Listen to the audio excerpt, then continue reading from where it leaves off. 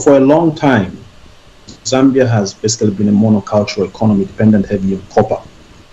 We've struggled, we've tried to diversify into, there's a bit of agriculture, of course, but we could have done better. The approach to privatize the mines was not well handled, starting with the MMD government. This is not about UPND, it's not about PF, from the MMD government. I think there was a hurried approach towards privatization. Yes, we had to privatize a number of those state-owned enterprises because they were loss-making and it was pretty expensive and costly to keep subsidizing them. But I think there was a bit of naivety in the way we handled the thing. There was just excitement that we are privatizing. In the Western world, they don't privatize everything. I mean, you and I use metro, you and I use public transport owned by the government. You don't have to sell everything. There are certain critical industries which provide social services to the country. You have to keep those. But there was a bit of naivety, I'm sorry to say, I'm just being frank, in terms of the way the MMD approach this. They sold basically everything, leaving just a few companies, a handful.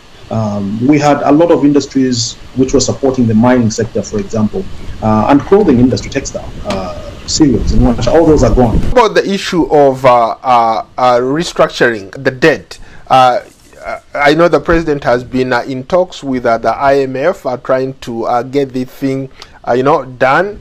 But there are a lot of challenges, like you pointed out earlier. That has also complicated things. Is any of that close to the truth, or something else has to be done? We are simply restructuring debt. You might deal with maybe interest payment or period of payment and so forth. There are various ways and techniques you can use for debt restructuring. So that must be made very clear before people begin to celebrate. The debt is still there. Okay, you've just restructured it in terms of giving yourself a bit of room and leverage to reallocate some of your resources, national resources, from the budget to address other issues whilst you're servicing the debt. So that's very important. When President Hakainde Hichilema came in, he promised to revive the economy, he promised to create employment, he promised so many things that from his point of view were lacking at the time. He's been in power for a while now. Has anything changed on the ground? Good question, Paul. When you're in the opposition party, it's very easy to pick up mistakes of your friends who are in government. Most people in the opposition party sound very sensible and intelligent when they're talking.